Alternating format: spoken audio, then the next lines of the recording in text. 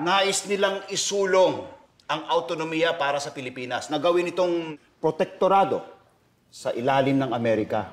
Pero kataksilan yan! Nangyayari yun? Kataksilan! Ayon sa saligang batas, nasa kamay lamang ng mga Filipino ang soberenya. Traidor ka sa pagmumungkahi ng aneksasyon.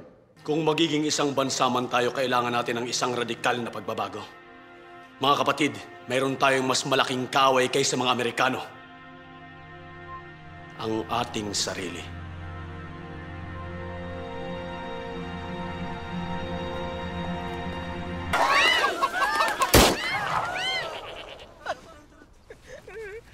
Yan ang gagawin ko sa mga traidor at hindi ako magdadalawang isip. Walang nakaangat sa batas, kahit na presidente. General, baka may makadinig. Eh di makinig sila. Subscribe to my channel.